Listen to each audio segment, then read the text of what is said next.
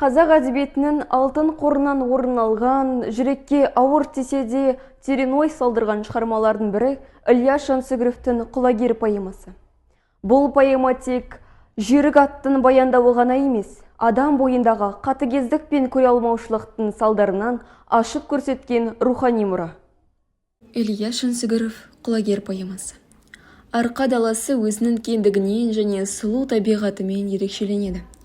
Сарыарқаның киелі түрі Ереймен тау, мұндағы таулардың асқақтығы көлденеңнің мөлдірлігімен, бұлақтардың тәтті суы жанға шипа. Әр мезгіл өзінше құбылған. Осы сұлулықтың ортасында атақты сал сері, ақан сері қорамсал өмір сүрді. Мұның жанына серік, көңіліне қанат болған астындағы тұлпары құлагері. Ақан өз тұлпарын қыс бойы баптап, нағыз бәйгеге лайықтап аялап өсірді. Дәл осы уақытта арқа жерінде бұрын соңды болмаған үлкен ас беріледі деген хабар тарайды.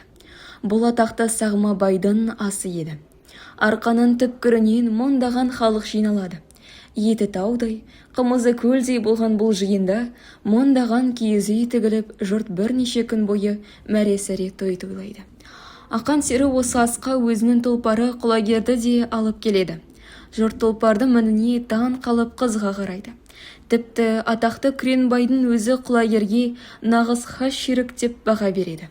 Сондай-ақ бұл жиынға Батырашты өзінің тұлпары көктей тынды үміт артып әкеледі. Бірақ Батыраш құлагерді көріп, іштей көре алмайды. Өйткені ол тұлпарды бірнеше сатып алуға тырысқанымен ақан сері бермеген еді. Енді ол қайтар үшін құлагердің көзін жоюға бар күшін салады. Сонымен көнбе ашылып, 1300 жылқы жер қайыстыра шапты.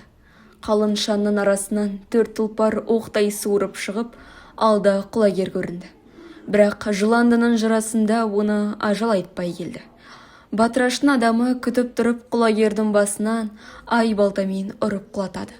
Алғашқы 3 ат шығып, артынан мыңдаған жылқы өтсе де құлагер көрінбеді. Жыра ішінде өліп жатқан тұлпарын көргенде Ақанның жан дүниесі астан-кестен күйге айналды.